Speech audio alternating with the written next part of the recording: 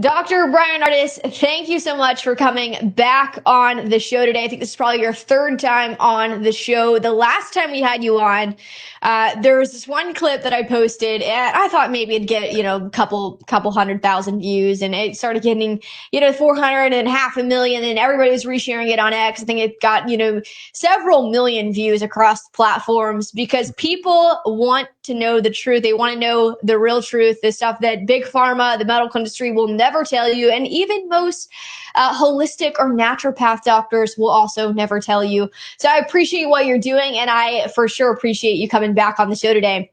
You're very welcome. I am honored to be here with you, young lady.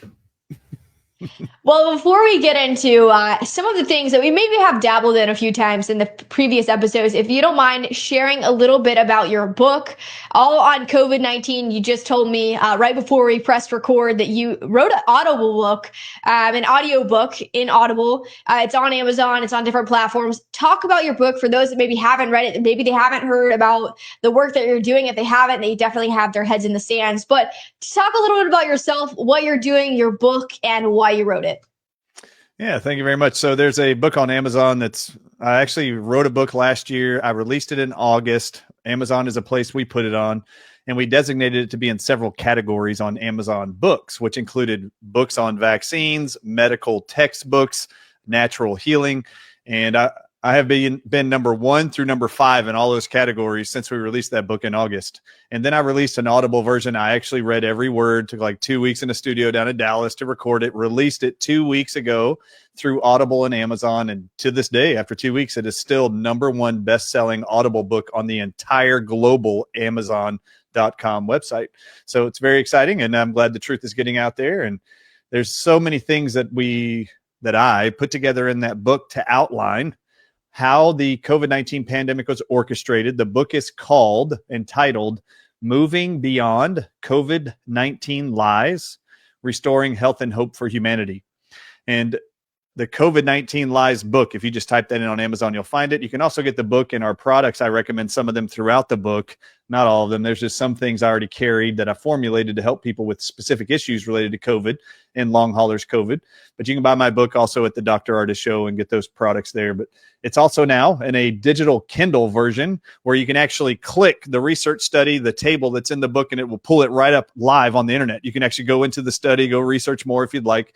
Everything I actually discuss and share in there is DNA evidence backed, research, peer reviewed, published, and I hyperlink all those evidences so you can go explore more and learn more about all the lies you were given during COVID-19. And it starts out with chapter 1. Chapter 1's titled, let me get this straight, a bat coughed in China and made the whole world sick.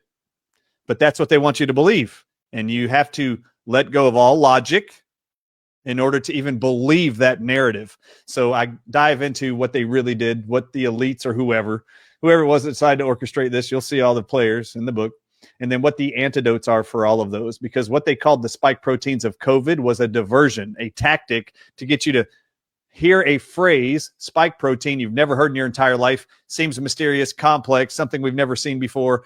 And the truth is there are synthetic spike proteins made in manufacturing facilities all over the world, and they're spreading them around the world in your air, water, food, vaccines to make you sick and to create disease and illness. And those actual spike proteins were identified by 5 different countries in DNA labs, that every spike protein was identical to various venom proteins found in 36 different animals around the world. And on page 104 in the book, I show you the table from the DNA labs that laid out every venom protein in everybody's blood, urine, and feces who only tested positive for COVID-19 and was sick. And I take you through that table. What is the protein from a venomous creature? And in the table, it even tells you what country that animal is found in, which is amazing. They're all over the globe, these venom proteins, and they come from creatures all over the world that you've never been to, I promise. And then the question is how'd you get those venom proteins inside of you to make you lose your taste and smell, to make you lose your hearing, to go deaf, have ringing in your ears? How about myocarditis, or what about brain fog? All of those are direct symptoms of the venom proteins on page 104. And then I lay out in the next pages, what are the antidotes to all those in research? And if you would like to know how to cure yourself of these problems in a hurry, you might want to get the book. And if you're dealing with a medical professional or health professional that can't seem to resolve your issues or know what to do next, and they're just referring you to other specialists because they don't know what to do with you, you need to buy them a copy of the book. It is transforming medical doctors around the world's awareness, understanding about viruses, COVID-19, and it is giving them hope finally of what to do next. I lay out all the medical tests to confirm those venom proteins, and what they publish are the cures for all of them. That's right. Yeah, we'll have the links for your book and all the work that you're doing and your Audible version as well in the description below. But last time we had you on the show, we briefly went over this, and this is the clip that went viral, was talking about the correlation, the study that you guys did on the Ardis show. You guys dissected it in the last 52 years. I believe it's the last 52 years, or maybe it was the last 52 school shootings. I don't know. Either way, you shared the correlation between these SSRIs, these antidepressants, anti-anxiety medication, and homicidal, suicidal, and violent behavior, specifically in young people, but also in this correlation that we're seeing in school shootings and shootings across the country. People are like, oh, it's the guns, it's this. And obviously, as a conservative, we know that it's not the guns. We have a people problem, but this goes beyond even just a mental illness. And people say, oh, it's transgenderism. You have something else to share, because not just are these kids struggling with their identity as whether or not they're male or female, but many of them are also on SSRIs or some type of antidepressant medication. Share that study that you guys did and you guys revealed on your show. I think it was a couple years ago that you guys shared the study.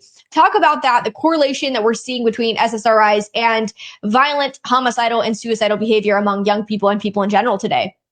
Yeah, so thank you again for that. And yes, it was great to disclose that and help people become aware. What I was really getting upset about 2 years ago was another school shooting down in Florida. They were blaming on gun control. And what I found really disgusting was the American Medical Association put out a bulletin to everybody who is a licensed medical doctor in America, who is also a member of the American Medical Association. And they put out this bulletin that said, beginning the talks with your patients on gun control is the medical doctor's responsibility. It is your responsibility to introduce gun control topics to your patients when they're in your office for a fever or a common cold or a headache. You have to start the discussions. And then the American Medical Association actually wrote, it's our job to do this because we're the ones left having to clean up all the carnage when they're bringing all the bodies to us at these school shootings. It's the medical doctors who are having to be in the trauma center for late hours trying to save these people's lives. It's us that have to be responsible for talking about gun control rights and restricting rights to guns. No. And what they don't want you to know, and what the American Medical Association is withholding from you and all of its medical doctors who are members, is of the recorded 52 years of school shootings in America. There's only been 52 years of this. There is no other period. 52 years of school shootings. 100% of all the school shooters, 100%, not 95, not 80, not 60, 100% of all of them only had one thing in common. At the time of the shooting, they were actually prescribed either an antidepressant drug that they were currently on when they went to do the school shooting, or they were on a barbiturate, which is an anti-anxiety drug, or they were prescribed a stimulant drug like Ritalin or Adderall for focus. Now, the problem with this is, American Medical Association, why aren't you putting out a bulletin to warn all your damn patients and the children you're prescribing these drugs to help them with depression, anxiety, and focus? Why don't you tell your medical doctors to start the dialogue with the parents who are going to go get the prescription from CVS, Walgreens, and Rite Aid to read the package insert that reads every one of these antidepressants, which are called SSRIs, as you just mentioned, all the barbiturate drugs like Xanax, all of those drugs, and then your Ritalin, Adderall stimulants, all of them have published by the FDA and required to put it on the package insert, and it's inside your medical doctor's physician's desk reference, which is called a PDR. It reads, warning, these drugs that can create suicidal thoughts to worsen, create suicidal actions that have never happened before. The drugs will cause the person to possibly attempt suicide where they wouldn't before. Worsening depression and homicidal violent acts are a known side effect of these drugs. Yet, The American Medical Association wants the medical doctors to talk to you about gun control as they write the prescription for the drug that induces this psychotic behavior to want to go create violent homicidal actions.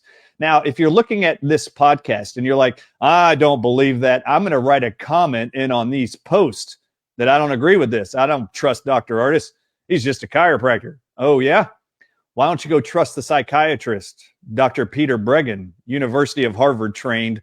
He wrote a whole book about Prozac and its homicidal actions and has been in courts to defend the children who were on the drugs prescribed that induce this type of behavior and helping to get reduced sentences for them because the drugs induce those side effects. Ask your doctor when he prescribes to your teenager Adderall, Ritalin, Prozac, Zoloft, Xanax. Ask your doctor when they write this prescription for your kid if a school shooting is right for your child's future that they're prescribing that drug for. If suicide is right for your kid, because every single one of those have worsening suicidal thoughts, suicidal actions, is published side effects to every SSRI, antidepressant, every barbiturate, every stimulant like Adderall and Ritalin. Ask your doctor if homicide is right for your child. Yeah, that's right. And these are the questions that should be asked. And I know that any kind of doctor or just even pediatrician who's going to be asked those kinds of questions are probably going to be left on their heels because they haven't been asked those questions and they need to be asked those questions because many of these pediatricians and these doctors and these family doctors have no idea. They haven't even done the research that you've done themselves. And unfortunately, they've just been taught to read the textbook and trust whatever it says and don't do any further research for yourself because it's not going to be as accurate as what the so-called, CDC and the true professionals are telling you to put out there and to tell your patients. But, going on, this is kind of like in the same realm is that we're seeing so many young people, and I know RFK Jr. and President Trump are trying to tackle this, is just this enormous rate of young people all of a sudden having autism or ADD, ADHD, all these different issues with, brain development, or maybe they're just reacting to things that past generations haven't. And some people are saying, oh, it's the food. Some people are saying, oh, it's the drugs.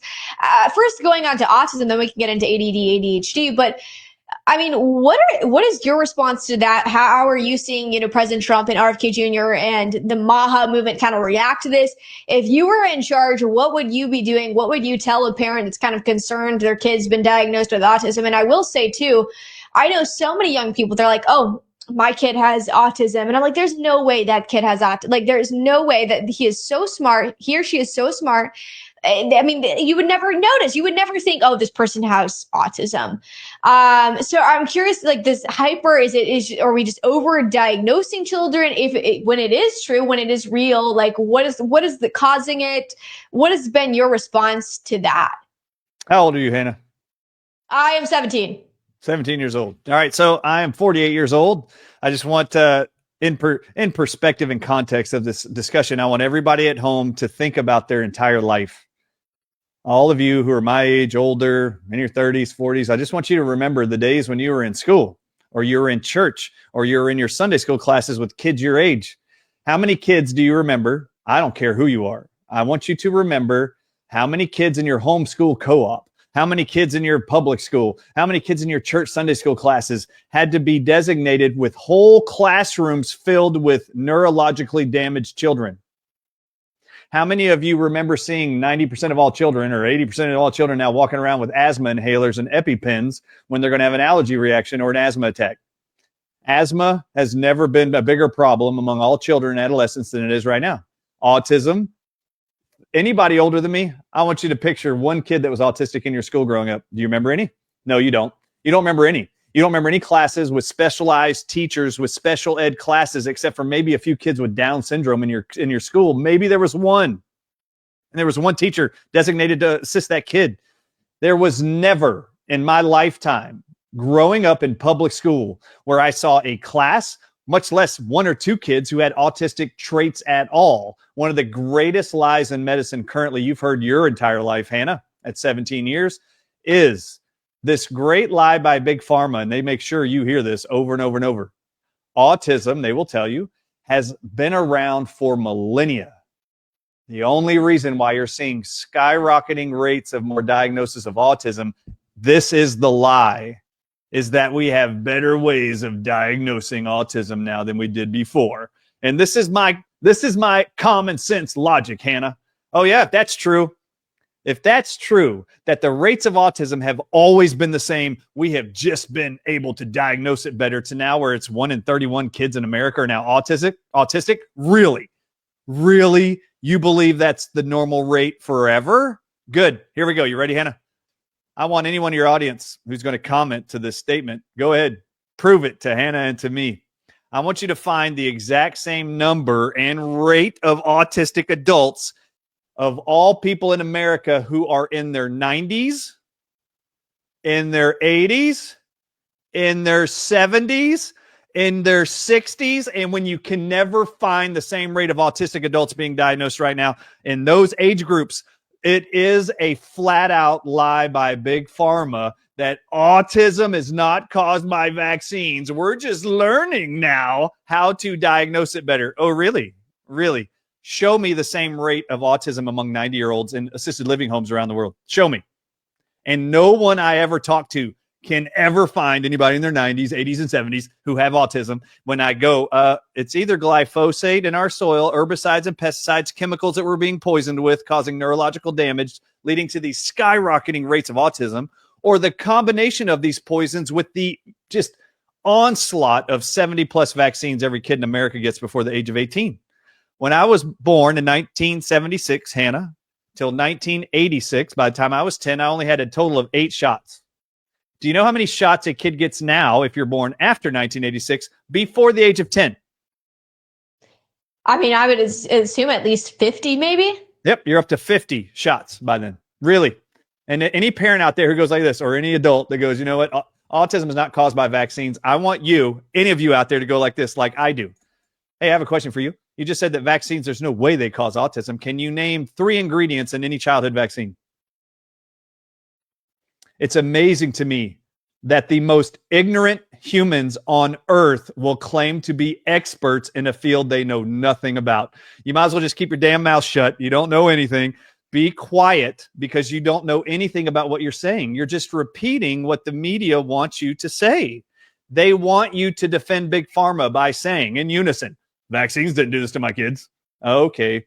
Glyphosate isn't a poison in all of our food we've been poisoning everybody with. Oh, just so you know, if you think you know more than an MIT professor named Stephanie Seneff, Dr. Stephanie Seneff, who's been researching glyphosate, 90% of all farms in America are at toxic levels of this neurological poison that we call Roundup, and it's a weed killer you buy at Home Depot. This stuff is sprayed on all of our farms. She wrote a book called Toxic Legacy that came out 3 years ago. And she lays out, as you test the levels of our soil and our vegetables and fruits that have higher levels of glyphosate one year after another, you see the growth rate exactly in autism rates one year after another. If you think you know more than her, write in a comment to Hannah's platform. Otherwise, sit back and go do your own research and go, oh my God, I just didn't know. I know there's a lot of stuff you don't know. They don't want you to know. They kind of throw these terms around to get people, like with JFK's assassination. They coined the phrase conspiracy theorist just to get you to think, I shouldn't even go look at this. It's ridiculous. It's a ridiculous claim. So they'll say, he's not a real doctor, not a real chiropractor. That's not true. Vaccines are safe and effective. They are going to pummel you with vaccines are. I can walk up to anybody on the street right now and go, vaccines are, and they'll go, safe and effective. They have conditioned you to believe they are nothing but safe and effective, and yet none of you know a damn thing about them. So here's one thing. You ready? Hannah, there's how many flu vaccines on the CDC schedule for children starting at 6 months old? How many? I don't know. 3, 4? 9. There are 9 different branded flu vaccines, and they all have different ingredients inside of them. And every child and every human born in America, for every year they're alive on this earth, they have to get a flu shot every year is the recommendation, starting at 6 months old. It's the only thing Big Pharma says you have to inject inside of yourself every year that you're alive on planet Earth in America. Flu shot every year. There's 9 different flu vaccines. Do you know the brand names of those 9 vaccines, Hannah? Tell us. I know them all. Do you know what one of the 9 vaccines has as its first named ingredient? It is called Medine. I'm quoting this to you. Medine Darby canine kidney cells. Now, that's the first ingredient in one of the 9 flu vaccines. I would like to repeat that. It's called, the first ingredient, Medine Darby canine kidney cells. Now, I'm going to break this down for you. Medine Darby, let's stop there. The next word is canine. What's a canine, Hannah? A dog. It's a dog. Okay, it's dog kidney cells. I'd like to ask you, Hannah, does the flu infect the kidneys or the lungs? The lungs. Good. It's called a respiratory infection. It infects your lungs and can lead to a complication called pneumonia. I'd like to ask you, why would they put a dog's kidney cells as the first ingredient in a flu vaccine in one of the 9? Then I'd like to ask you, do you know what Medine Darby is? No, but you know what? I know why they want to do that is they're not trying to cure you. They're trying to poison you. But I want to know what this is. So it's a dog kidneys cells, which the flu does not infect your kidneys. So why would they put that in there? But Medine Darby is the scientific name of a breed of dog that you all know, commonly called the Cocker Spaniel. Now, I'd like to ask you, Hannah, can anyone in your audiences explain to me how injecting 1 in 9 people with any of the 9 flu vaccines, which no parent's going to know which brands their doctor's telling them they're going to be giving them, how do you know you're not having canine kidney cells from the Cocker Spaniel being injected into your kid? And then I'd like to ask you, do you believe in any way, I want someone in your audience to explain to us how injecting dog kidney cells helps prevent the flu, which is a respiratory virus. Can you explain it to me? Because I'm going to explain to you what it is going to ensure that every person that has that injected inside of them is going to happen. All right, so Hannah, let's have this discussion. It's going to be exciting. Have you ever heard of organ transplant surgery? Yes.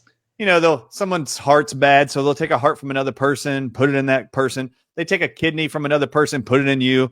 All right, organ transplant surgery, huge, well-known, documented medical procedure. Millions around America have this issue. Okay.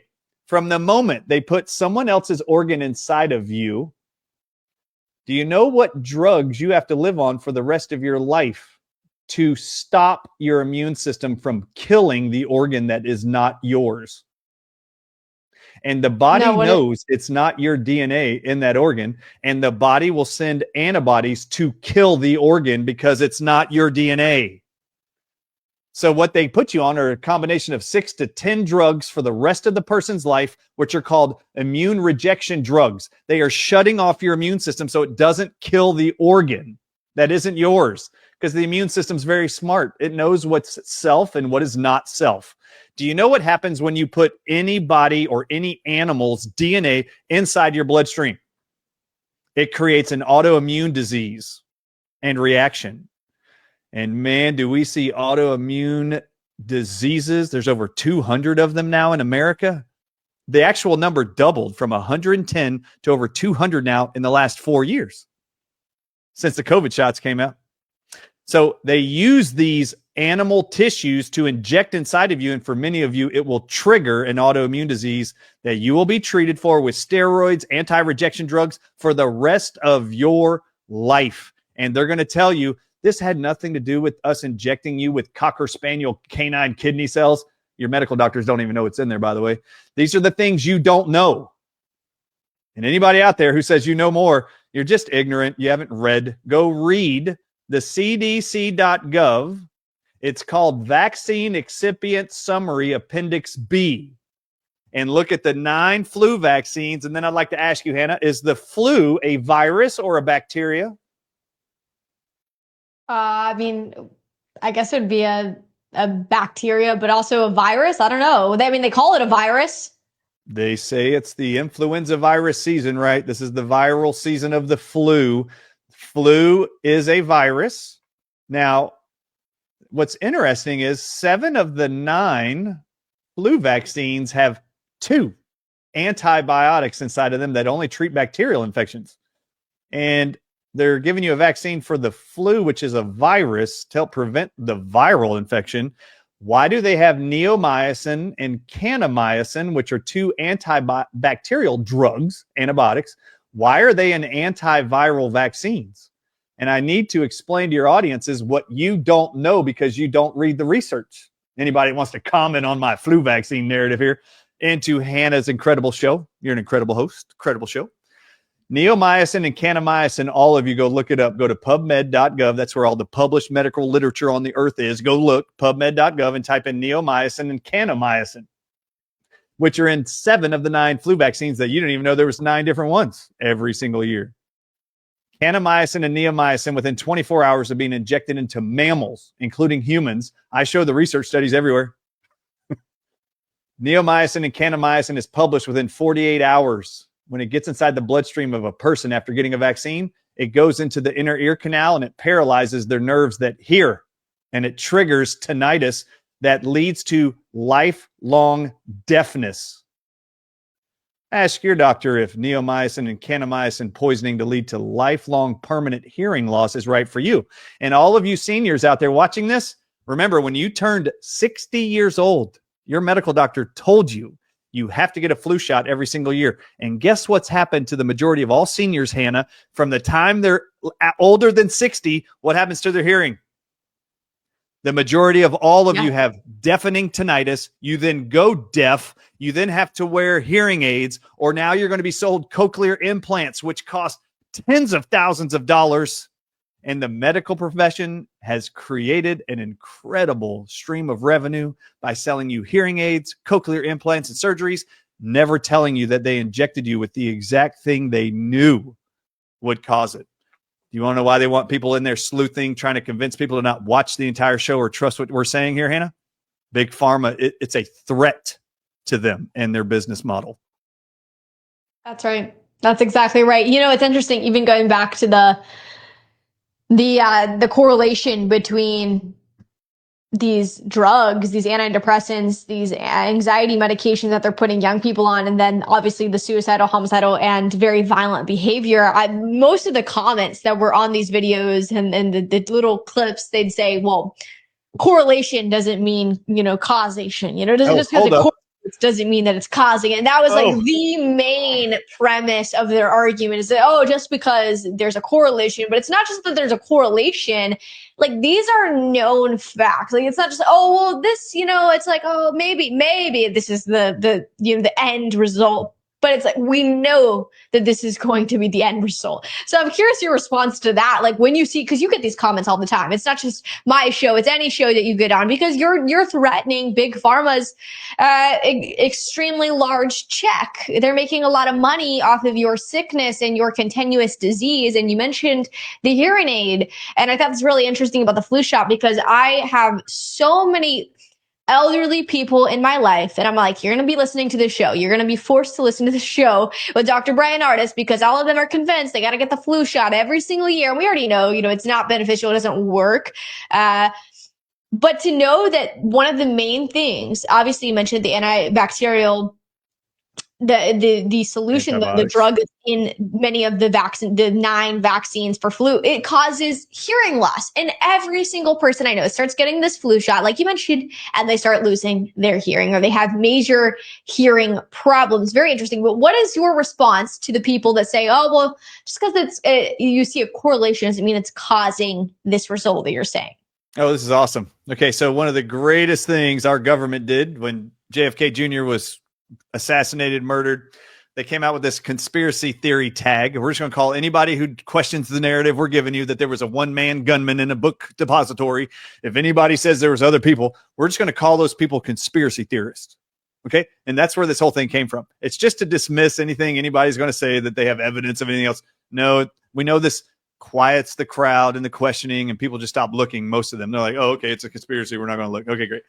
Hannah, from the time you and I ever were introduced to scientific principles, we learned very early, like in kindergarten, that there is a principle in science and in physics, and it's called the cause and effect principle, right? There is a cause and an effect. Okay. What's funny is the medical profession and Big Pharma has figured out how to convince all of you that there is no cause and effect in the entire world related to drugs or vaccines or their procedures. And they use a term called, a phrase, that correlation does not equal causation. They are telling you cause and effect exists outside of medicine, but not here. Just because you got a vaccine, a new vaccine, let's say the MMR vaccine, your kid got this at 18 months old, and for 18 months, you were able to put that baby in a crib every night, and then every morning wake up when he's crying to feed it. For 18 months, that's over 500 days, just because it woke up every time. And then you got the MMR vaccine or any other vaccine, and then within 48 hours of the shot, you went into the crib the next morning and your baby was dead. They call this SIDS, by the way, sudden infant death syndrome. Do you know what the medical profession says? Correlation does not equal causation. Just because in the last 48 hours, Hannah, 90% of all SIDS victims, infants dead in cribs, 90% plus of them got a vaccine within 48 hours, and every one of the parents were told correlation does not equal causation. And it goes for that in every bit of medicine. They cannot take the blame. They will not take the blame. They'll blame it anywhere else but on their products. And they're the only ones that get away with it with vaccines, because our incredible president, Ronald Reagan, gave them immunity in 1986 that they could never be sued if they injured somebody for making vaccines for the citizens of the United States. And that act is still in place today. And if I was RFK Jr., I would have actually dissolved that act immediately when I was put in place as Secretary of the HHS. In fact, anybody out there who believes vaccines don't have any correlation to do with the autism rates that are exploding, just remember, all of you that are saying that, anybody born before 1986, you got 8 vaccines before the age of 18. You now, on the schedule, if you got every single vaccine the CDC says you need to have in America by the age of 18, it's now 72 shots, Hannah.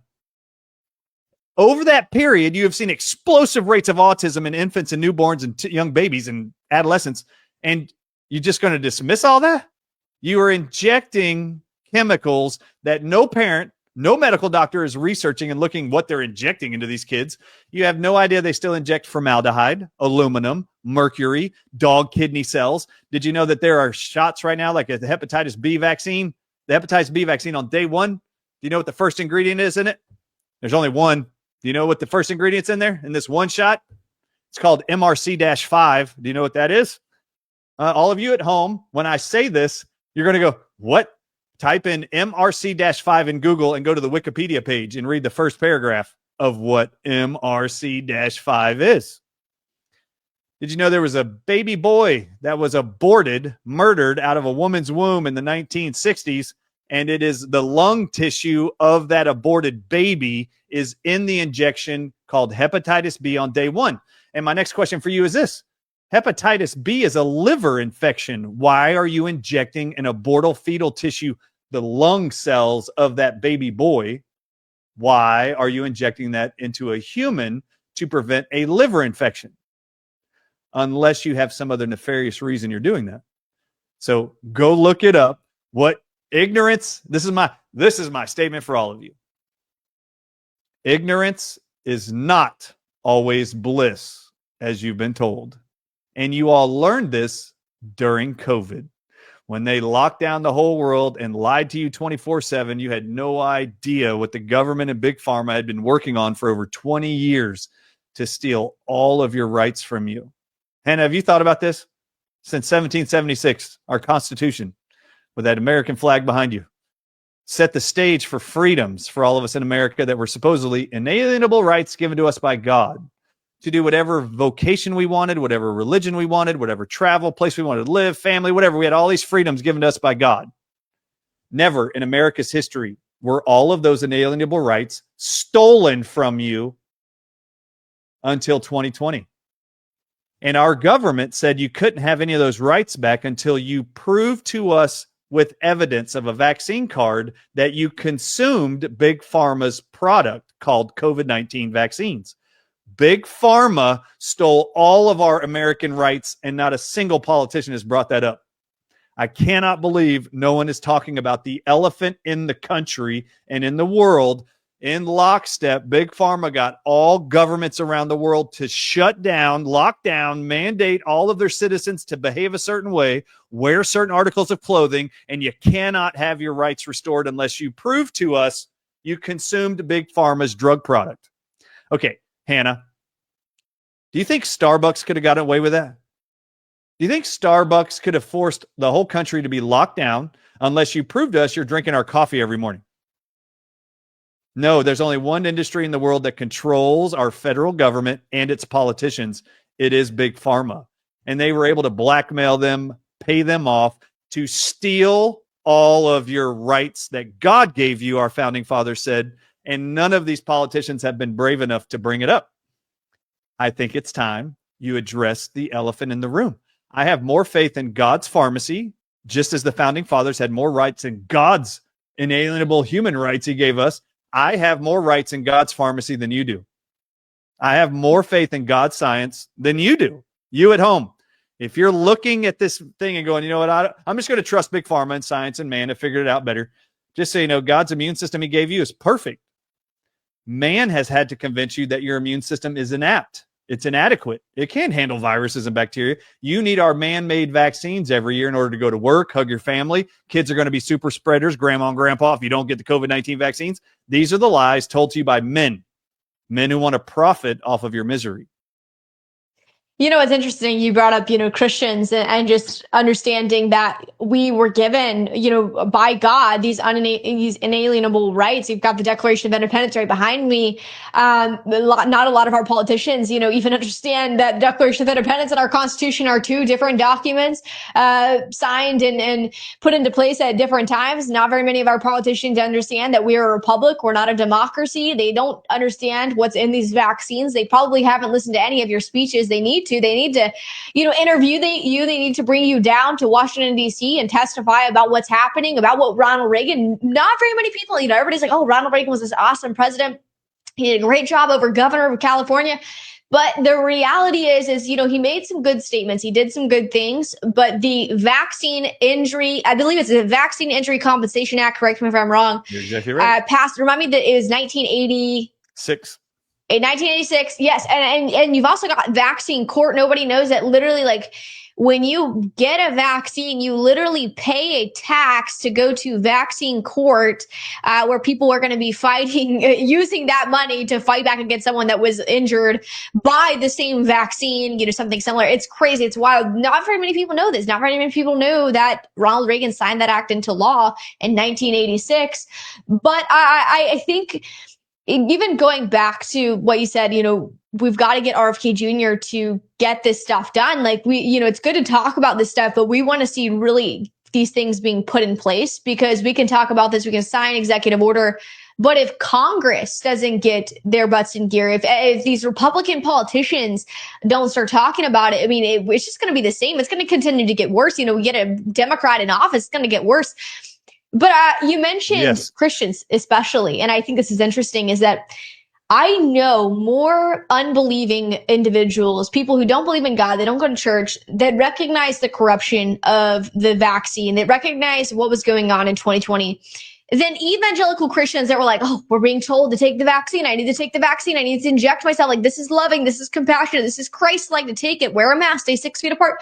All of it. It's like, wow, like the Christians, the church is supposed to, be bucking against this authoritarianism, this tyranny that's happening, and they just stayed silent. And that's what's scary, because if these Marxist, these Satanists ultimately can silence the church, then they can have their hand in every single aspect, every single institution in our society. Now, not to change subjects, but I want to get into this because we're like 40 minutes into the show. We're having a good time breaking down all of these lies that Big Pharma is spreading. Nicotine. That is something I saw you on Alex Clark's show, and she was like, I'm going to get in big trouble for saying this. But people liked that interview. People want to know about this. People want to know about the stuff that nobody else is willing to talk about. Nicotine. Is it really addictive? What is in it? What's in these new, tobacco pouches, all of it that's creating the addiction? What's the ingredient that's actually addictive? And is nicotine itself really the addictive ingredient? Very good. So to many of your shock and awe, Alex Clark is really funny when she said that. She goes, "Oh my gosh, this interview is going to get me in trouble." And I said, "No, this interview is going to be big trouble for just one entity, and that's Big Pharma, because they have made sure the FDA lied to all of us since 1994." And I have at the Dr. Ardis Show, you can go to the resources tab. There's an actual presentation I did at a conference in Los Angeles 2 years ago. This is where all of this started, all the nicotine discussion around the world. I'm now known as the nicotine guy around the world because I was asked to come do this presentation and teach medical professionals everything about nicotine. Well, nicotine, the presentation is called The Other N-Word. Just go look it up at the resources page. I realize a lot of people get nervous when you say nicotine, like this other N-word in America that makes a lot of people uncomfortable. So I was like, okay, we're just going to call it that. The Other N-Word. Go watch it. Go watch the presentation. It's 3 hours of over 200 slides. It's actually 380 slides of research studies and quotes from published medical science. All these researchers do is study the health benefits of nicotine. Yeah, you heard me right. The health benefits of nicotine.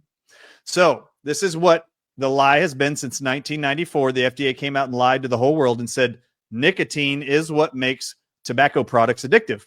And then the FDA said we're going to require all tobacco manufacturers and all our products to carry a warning label on the front that reads, "Warning, this product contains nicotine, a highly addictive substance." Well, the truth is that was in 1994.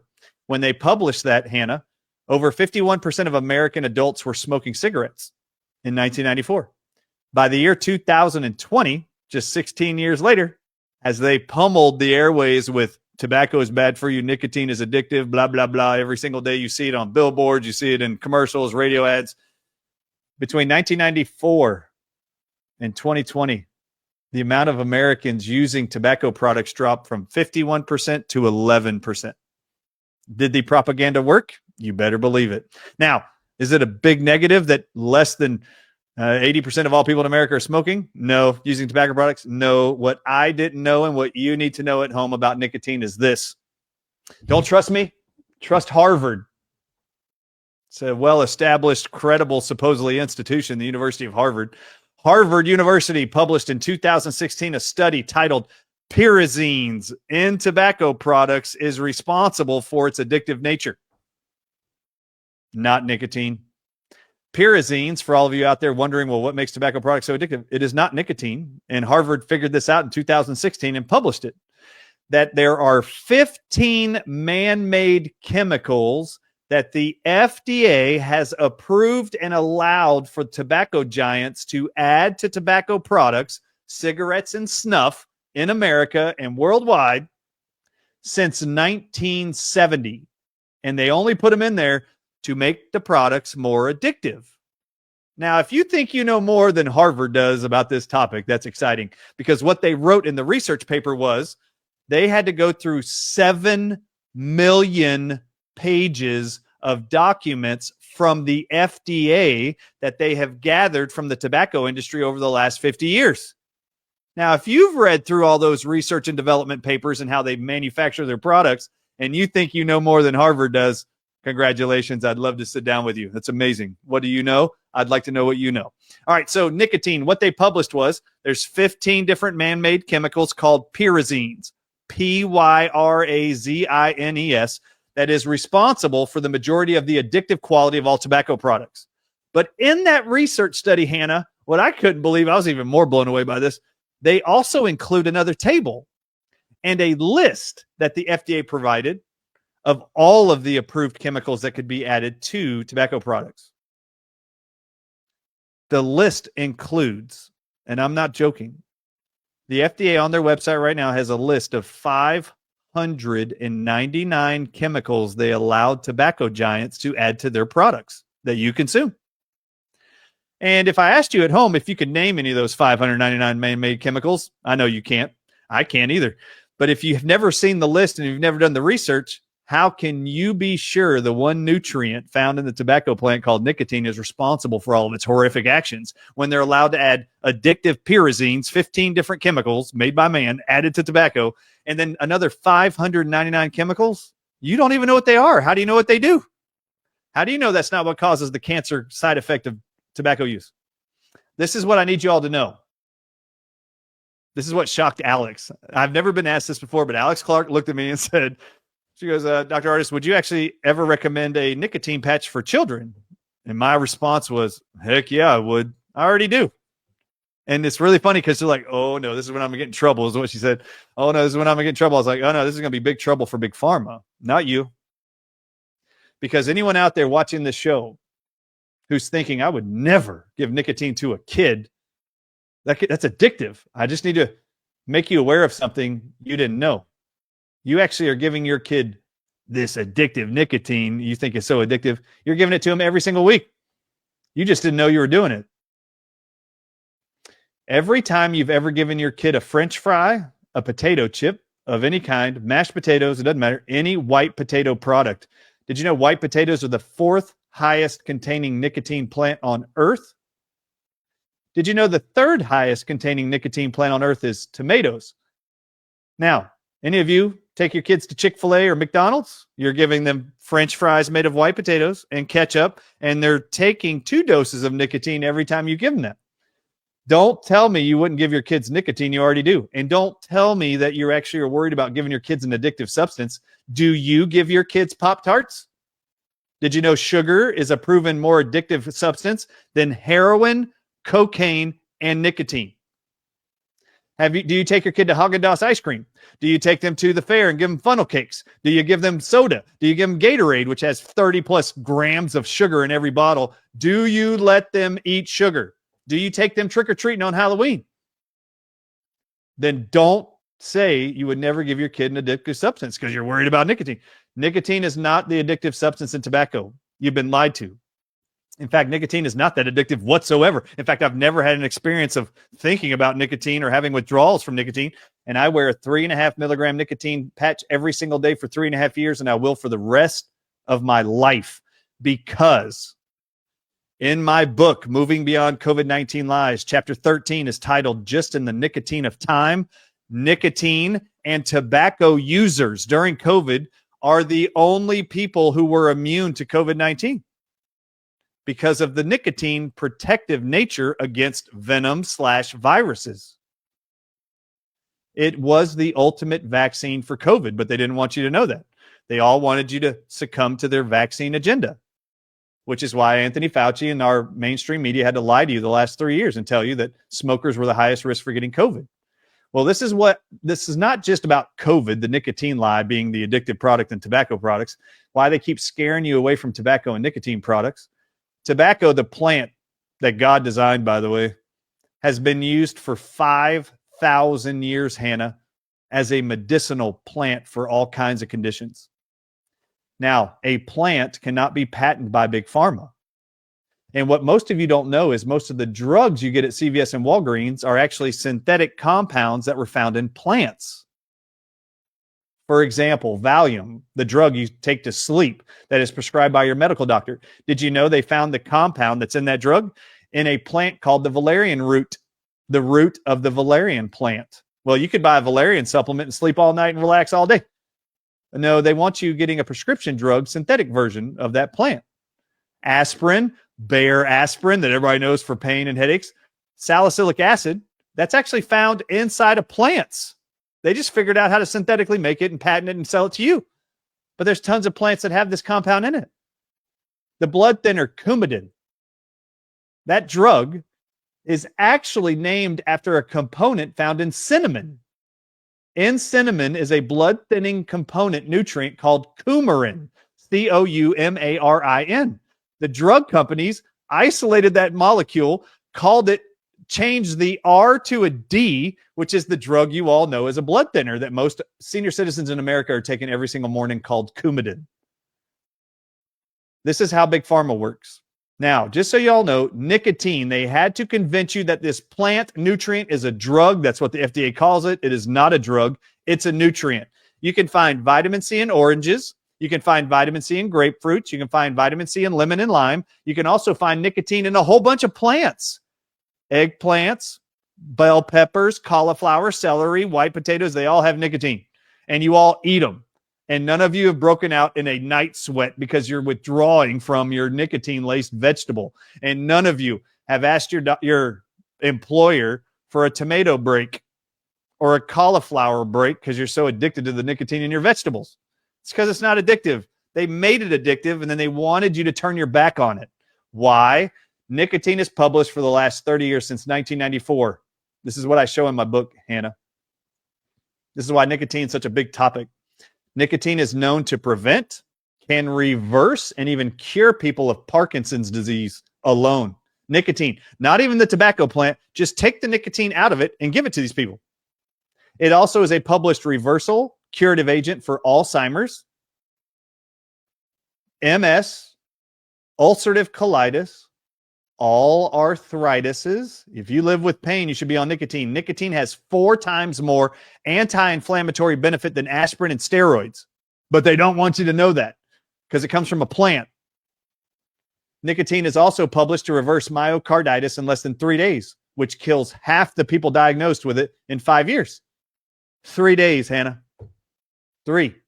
Glioblastoma tumors, brain tumors, are shrunk intravenously by injecting nicotine by half in 72 hours.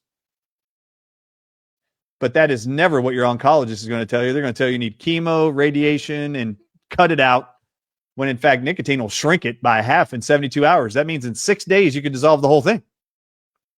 It's also used, nicotine patches are put between the shoulder blades of autistic children and adults, and they see within 7 days all of their behavior improve. But that's not what your specialist is going to tell you. Your neurologist is going to tell you. And the question I have for all of you is this: how come I can go look at that research, find the published medical, scientific, peer-reviewed, published research studies proving all these myriads of health benefits of nicotine, but your medical doctor doesn't know any of it and has never been told? Ask your doctor if nicotine is right for you.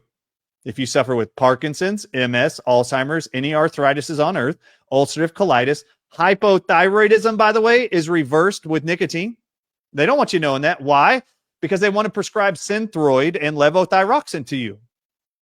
How many drugs do they give to Parkinson's patients for life? Alzheimer's, MS, cancer treatments. I just gave you a list of a whole bunch of medical conditions that all come with prescription medications. This is why this discussion is so dangerous to big pharma, and why there's over 30 countries right now who have active bans against nicotine and tobacco products. By the year 2030, America will ban it, nicotine and tobacco, Canada, the UK, Australia, and New Zealand. And the question is, why are they all banning this? Because big pharma owns your government. And they profit off of your misery. If they can convince you all your problems are genetic, which is a flat out lie, by the way. All your problems are genetic. There's nothing you can do about it. You can only take our drugs to manage or treat your symptoms. That is a bold face lie. That's right. That's right, man. I have so many other questions. I mean, you look at acne, something as simple as acne, something I've struggled with. And I think it's really interesting. We could talk about this for a long time. You know, people say, oh, it's genetic. You know, I have acne because my mom had it, my grandpa, you know, all these. And I think it's so interesting. I met with this girl. She is a foreign exchange student. She came from Germany. And so obviously she's in Europe. She lives in a country where most of the foods that we consume in America are banned in her country. They don't consume on a daily basis.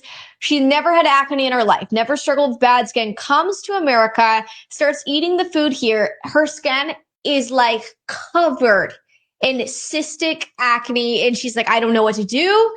I think it's the food. And it's so wild to me. And that's just one story of so many. And so you said it's not, many of these situations are not genetic. And even myself, I struggle with acne. People are like, oh, you might have to do Accutane, which obviously I was never going to get on. We look at even just like the stats and everything on Accutane. It's so sad. I mean, there's a reason why that was banned years ago. What'd you say? There's a reason why Accutane was banned years ago. It causes liver failure and liver cancer and makes people go crazy. Yep, that's right. And I mean, I talked to this young boy, he's like 15 years old the other day, got prescribed an Accutane, got on Accutane, lips are blistering, you know, face is getting better, great, you know, first couple months getting better, lips are blistered worse than anything I've ever seen. He says that he's never had sad thoughts, never been depressed in his life. All of a sudden feels like his world's crashing down, like all after taking this pill. And I mean, this is just one story after the next. People believe this lie that all of these things they struggle with is genetic, when in reality, you know, you mentioned it. They are poisoning us. They are making us sick. All of this is extremely strategic. I appreciate what you're doing, Dr. Ardis. We're going to have you back on and talk about chemtrails, everything, acne. And I'm actually really curious on the. Can we do a whole show on something one day? I think your audiences would love it. Let's what do a whole show on Ozempic and Wegovy. Oh, that would be amazing. That would just go viral. Everybody loves it. I mean, they're eating it up. What's happening in big pharma and all of these drugs, specifically Ozempic and Wegovy. I mean, I've seen little medical, like, boutique med spas, and they're like, the best way to lose weight after getting Botox, make your skin look better, use Ozempic. Get your doctor prescribe you on. I mean, it's like every med spa in America is like Accutane and Ozempic. We're gonna make you look like, 20 years old at 50. It's so well. I actually want to know your thoughts on Botox too. That would be interesting. That would be so interesting. Just a prelude here. You said Botox. What is Botox? Do you know? It's what is it? Toxin. What is the first word? Botulinum toxin. Yeah, that's it. So Botox is actually venom produced by a bacteria called botulinum toxin. That's the venom. Then the bacteria is called botulinum. Now, Ozempic and Wegovy, all of you out there taking it and you're seeing all these things. People magazine just reported that Americans are reporting eyeball rotting disease while on Ozempic and Wegovy. Ozempic and Wegovy, everybody out there, you're being told it's a GLP-1 drug. It is not a GLP-1 drug. There's no GLP-1 in it. The only thing in Ozempic and Wegovy is a venom protein from a lizard in the desert of the United States Southwest region. And that lizard is called the Gila monster lizard. I'd like to ask you and your audiences, do you think you're diabetic and overweight because you have a Gila monster lizard venom deficiency, which is published to cause thyroid cancer, eye rotting disease, gastroparesis, a paralyzed stomach leading to years of vomiting? If that's what you believe is right for you, you should go get Ozempic and Wegovy. And now the FDA just approved it last year to be given to Medicare-age seniors if they've been diagnosed with heart disease. Ask your doctor if Gila monster venom is right for you. I don't think it's right for any human being to inject themselves with venom. And then you should ask yourself, even if you think it is beneficial to you, why didn't your medical doctor or Big Pharma tell you that's what you were injecting inside of yourself with this lifelong prescription? That's pretty deceitful. You will start to understand why it is they don't tell you what they're actually giving you. They'll just say it's a weight loss drug. Just take it. Nope. You should look and see what it is. Every medical doctor I've talked to, Hannah, had no idea before they started prescribing it that it was a venom protein called Exendin-4, isolated from the Gila monster lizard, spelled Gila venom, or Gila monster lizard, Gila monster lizard. Anyway, we should do a whole show on that, and we'll blow you all away, because my goal is to restore your faith in God's nature. Because what God created was perfect, and man has figured out how to adulterate it over and over and over. And in America, we have added man-made chemicals to every food item you can think of. We adulterate even our organic foods, and you create problems for people who come here who don't have those experiences in other countries, just like you shared with your friend who came from another country, automatically started having skin issues. You should ask yourself why you can go to Italy and eat pizza, breakfast, lunch, and dinner, and lose weight the whole time you're there, and then come here and eat the same food and put on tons of weight. What you don't know is that the FDA requires all grain, organic or whatever, it has to be processed with chemicals before it can be processed into bread, pastas in America. There's no way around it. So you poison the food, you poison the chemicals, and you put the drug industry and the food industry in the same building. Food and Drug Administration. Come on, man. Break the tie. We should have people just focused on growing healthy foods, feeding us healthy foods, and get away from chemicals and drugs. They're only being added to our food supply, our air and chemtrails, and in our water supply.